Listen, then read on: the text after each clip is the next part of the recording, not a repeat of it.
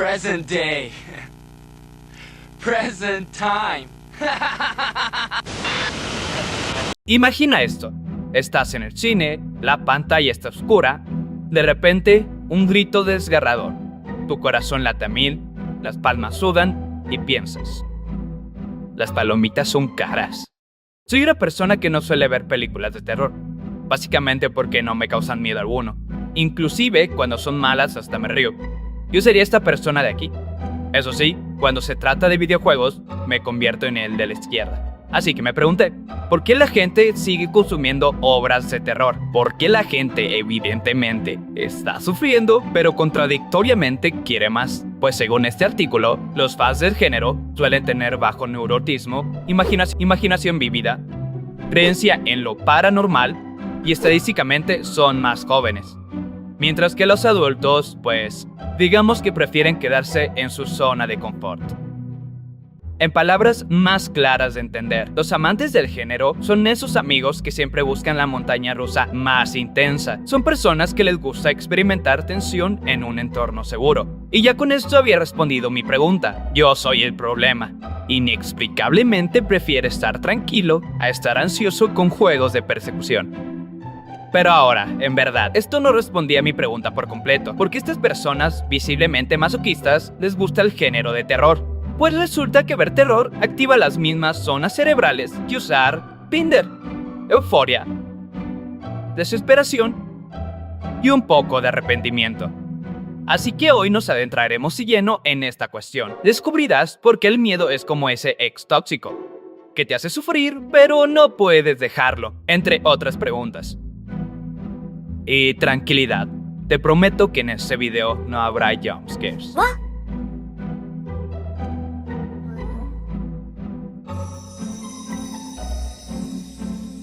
Pero, antes de eso, lo primero es entender qué es el miedo.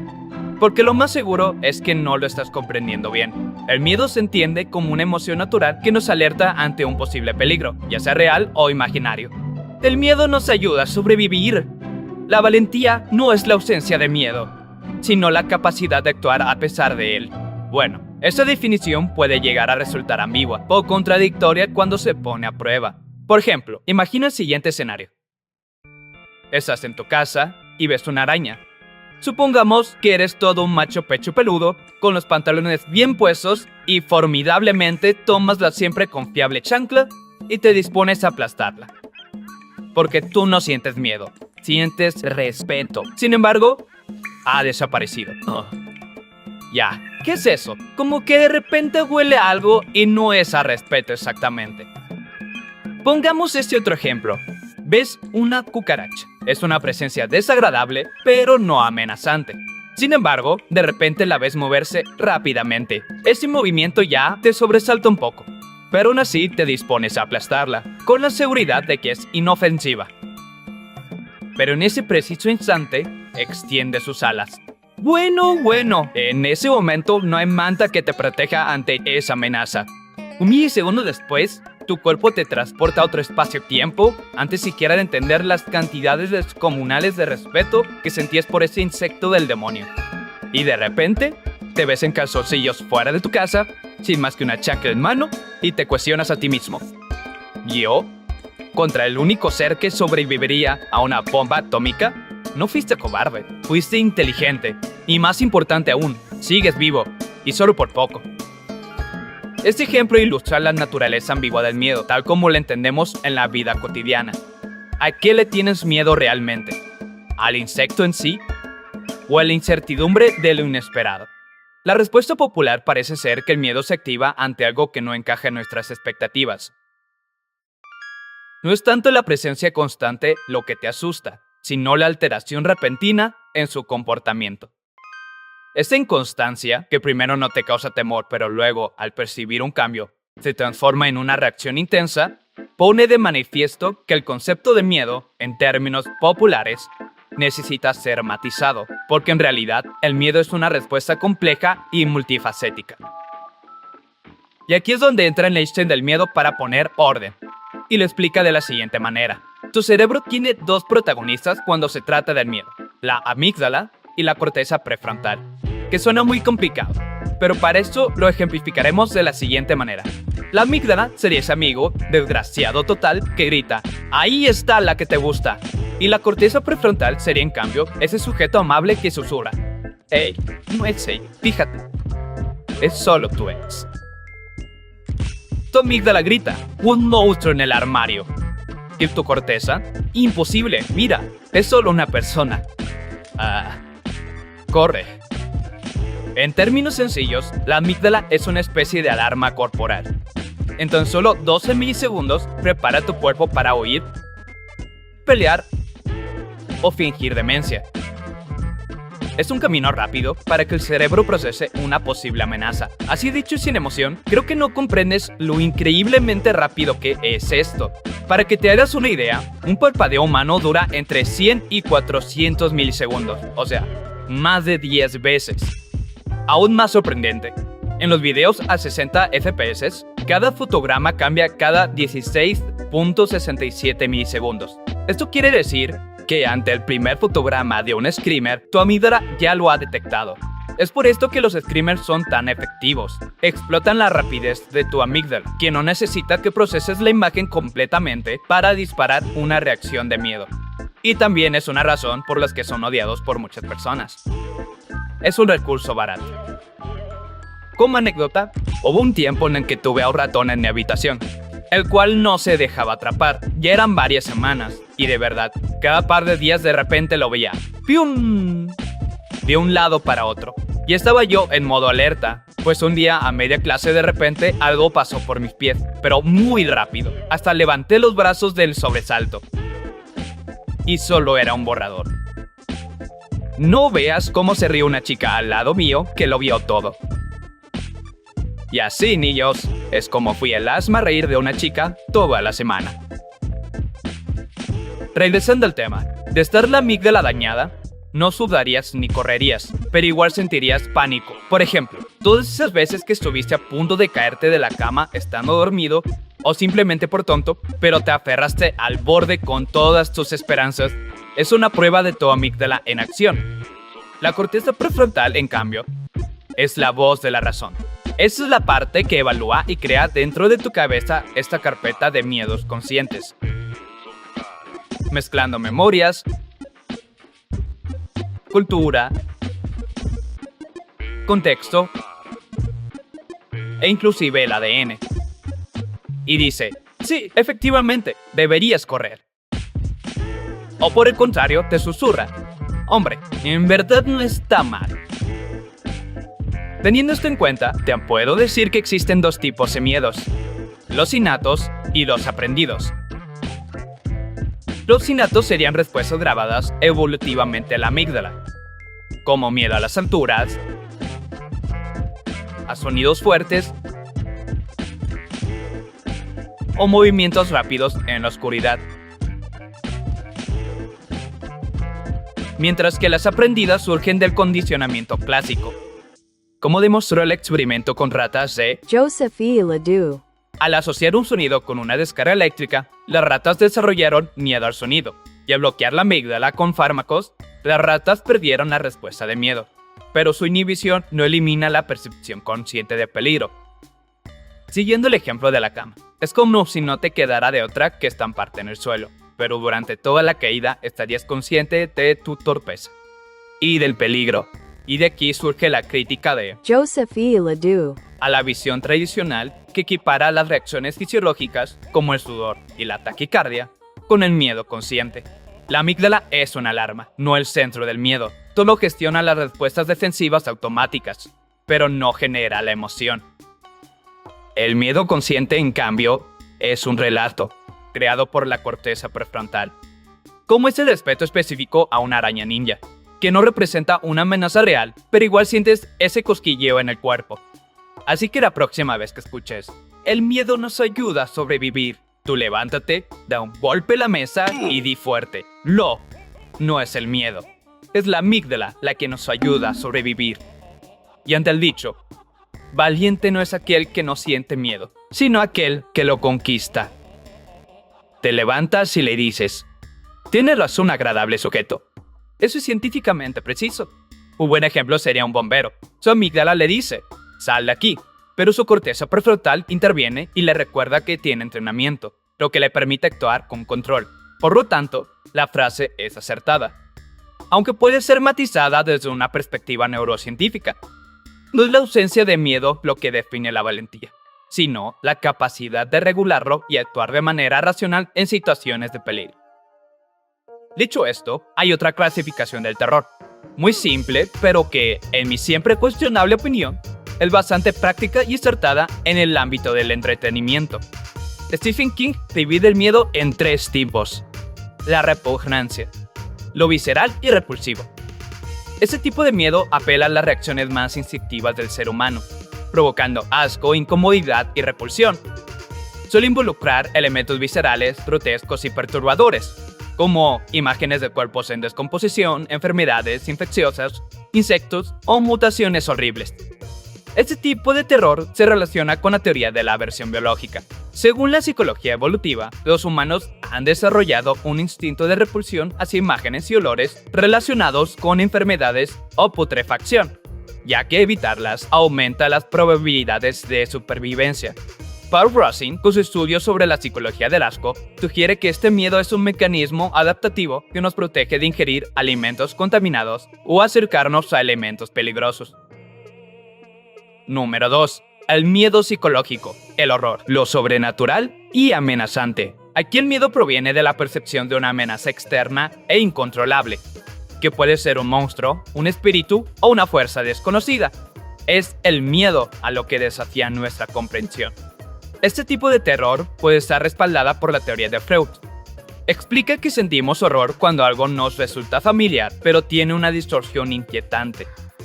Y otras teorías modernas están muy relacionadas con esta misma raíz. Nuestro cerebro, acostumbrado a patrones predecibles, entra en conflicto cuando algo altera esas reglas, creando una sensación de amenaza psicológica. Y número 3. El terror profundo, lo existencial y la incertidumbre.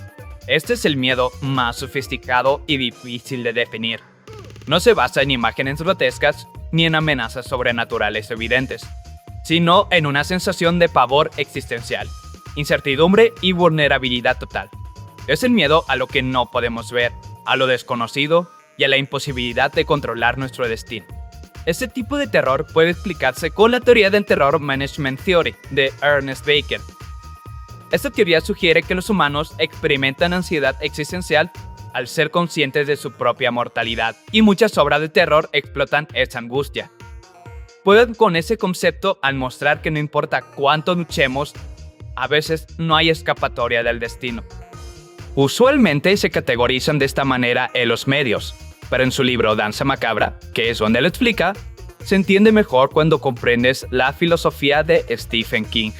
Por encima de todo está el terror, el más refinado y el más elegante. Es la tensión que sientes antes de que algo malo pase. Luego el horror, que es el impacto de enfrentar algo monstruoso. Y el nivel inferior, la revulsión, la reacción física de asco.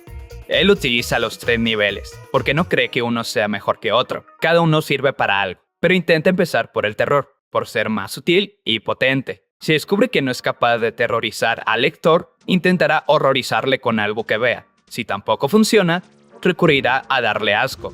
No es lo que prefiere, pero funciona. Pero, ¿y entonces? ¿Por qué lo disfrutamos? ¿Acaso así es masoquismo? Pues tú seguramente sí, pero ahora por fin veremos todos los beneficios de consumir obras de terror. El terror es como una cita ciegas. Sabes que va a salir mal, pero ahí estás. Pero a diferencia de tu evidente necesidad, para esto hay razones científicas, las cuales se pueden resumir en 3 categorías. Número 1. El cerebro en modo simulador de peligro. Al ver una obra de terror, tu amígdala está gritando ¡corre! Pero tu corteza susurra, es solo ficción. Y ese choque es justo lo que nos encanta. Esto activa la dopamina, la misma que sientes al ganar un like en una foto de hace 10 años o completar ese desafío inicial en un videojuego. Es un subidón barato. Estos asustos repentinos te ayudan a detectar amenazas rápidamente, agudizando los sentidos. Y tras el pico de adrenalina viene la catarsis. Tu cuerpo purga emociones negativas acumuladas y entra en modo reset, liberando endorfinas que calman la ansiedad, dejando una sensación de alivio y control. es como un masaje. Con sustos. Número 2. Entrenamiento emocional para la vida real. El terror es un gimnasio mental. Los fans del género mejoran el manejo del estrés cotidiano. ¿Por qué? Inoculación emocional. Exponerte a miedos ficticios, a estímulos estresantes, te prepara para desafíos reales y fortalece la resiliencia emocional. Básicamente es poner a prueba la frase, lo que no te mata te hace más fuerte. Como prueba, durante la pandemia, fans del terror mostraron mayor adaptación al estrés. Y número 3. Conexión social. Ver terror en grupo libera oxitocina, que es la hormona del apego, asociada con la confianza, la cual se libera al superar juntos un susto, fomentando lazos sociales mediante risas nerviosas o abrazos.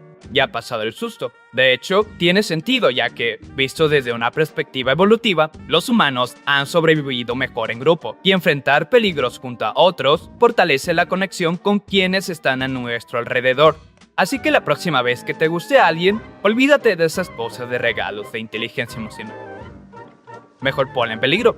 Dicho todo esto, ahora que ya sabes para qué sirve el miedo y por qué se disfruta, quiero hacer unas cuantas recomendaciones de obras de terror que te aseguro no vas a disfrutar. Y no lo digo yo, lo dice la ciencia. Pero antes de traumarte psicológicamente, quiero presentarte el remedio antes que la enfermedad. Se llama terapia de exposición y quiero presentártelo en un caso de estudio muy interesante sobre un joven con un intenso miedo. Los globos. Muy simple e hilarante, pero tan intenso que este chico evitaba cumpleaños, parques e incluso supermercados. Un miedo que llegó al borde de lo irracional y lo limitante. Paso número 1. Evaluación inicial. Entender al enemigo. Lo primero, se identificó el origen. A los 7 años, un globo explotó en su cara durante una fiesta, y su cerebro asoció globos igual a peligro. La terapia comenzó con un diario del miedo, registrando situaciones evitadas, desde ver globos en TV hasta oír su sonido. Paso número 2. Psicoeducación. El cerebro que exagera. Se le explicó que su amígdala disparaba falsas alarmas. Un globo no es un león, le dijo el terapeuta, pero su corteza prefrontal no podía calmarlo, así que la meta inicial era reentrenar ese diálogo interno. La clave de la terapia en realidad es muy sencilla. El miedo pierde poder cuando lo enfrentamos en pequeñas dosis, permitiendo que la amígdala se acostumbre sin entrar en pánico. Paso número 3. Jerarquía de exposición, de menos a más aterrador. Juntos crearon una escalera del miedo. Empezarían con lo menos amenazante y avanzarían solo cuando él se sintiera seguro. Ver una foto de globos, tocar un globo desinflado, inflar un globo, escuchar un globo explotando y finalmente presenciar un globo explotando. Paso número 4. Exposición gradual. Enfrentar al monstruo. En cada sesión aprendió a ir tolerando cada vez más esta ansiedad. Si su ritmo cardíaco subía, usaba técnicas de anclaje. Estoy en una sala segura, este globo no me hará daño. Paso número 5. Prevención de respuesta. Romper rituales. Antes te tapaba los oídos o huía, pero evitar el miedo lo refuerza. En cambio, ahora debía quedarse quieto y no reaccionar, aunque el miedo gritara. Y con esto su cerebro entendió. No pasa nada, no necesito huir. Y paso número 6. Exposición máxima. El gran final. El último reto. Asistir a una fiesta con globos. Cuando uno explotó, su ansiedad subió al 80%. Pero recordó, es solo un ruido. Estoy a salvo. Al final, no solo se supera el miedo, sino que también se aprende que el miedo no tiene poder a menos que se lo demos. Y ahora sí, a perturbar. Para esto, en la descripción dejaré la lista de todas las obras mostradas en el video, las cuales todas ellas están más que recomendadas. Pero, además dejaré un link a una página muy interesante. Se trata de un proyecto sobre la ciencia del miedo. Es una lista de las películas más aterradoras de todos los tiempos, fundada en 2020 y actualizada hasta ahora cada año. Explicado de manera rápida y sencilla. Primero, se forma una lista de películas aterradoras tomando en cuenta varios factores. Y se presenta a un grupo de personas, a las cuales se les registra la frecuencia y la variancia de la frecuencia cardíaca. La primera mide cuánto bombea la sangre, que funciona como un indicador de emoción, y la segunda mide el tiempo entre cada latido del corazón. Entre más bajo, más estresado estás. Y con estos datos, crean una puntuación de la ciencia del miedo sobre 100. A comparación, Shrek. tiene una puntuación de miedo de 3 sobre 100.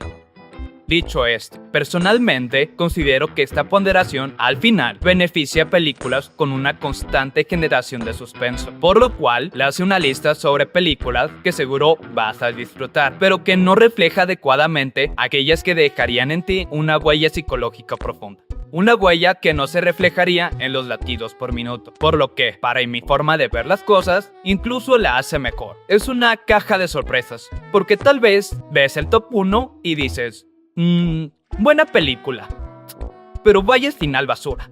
Y luego ves la número 15 y piensas, esto es irreal, pero esta noche voy a dormir bien adentro de las sábanas. Y para terminar, si lo que realmente quieres es poner a prueba tu resiliencia, tenemos que irnos al ámbito de los videojuegos. Aquí hay cientos de títulos y aún más videos recomendándolos, por lo que yo solo haré una recomendación. Un solo videojuego que dudo seas capaz de terminar. Una obra que mezcla los 3 tipos que vimos de Stephen King. The Outlast 2 VR. Haciendo hincapié en el VR. ¿En qué me baso? En mi rápida y muy desinformada búsqueda de gameplays completos en YouTube de este título en VR. Y si no estás de acuerdo conmigo, anda, pásatelo y luego me cuentas. Yo sería capaz de pasármelo si este video llega a 500,000 likes. Básicamente, no pasará. En conclusión, el terror no es solo entretenimiento, es un simulador evolutivo, un espejo cultural y una herramienta terapéutica. Como dijo Joseph Ledoux. el miedo no es un enemigo, es un sistema de alarma que podemos aprender a gestionar. Según Margie Kerr. el miedo controlado convierte la adrenalina en euforia y la supervivencia simulada en satisfacción real. Según Stephen King, hacemos películas de terror para probar que podemos soportarlas. Y según yo, no tengas miedo. Te aseguro que lo terminarás disfrutando más. ¿Ves? No hay jumpscare. ¿De verdad? No te pongas tenso. Lo prometí.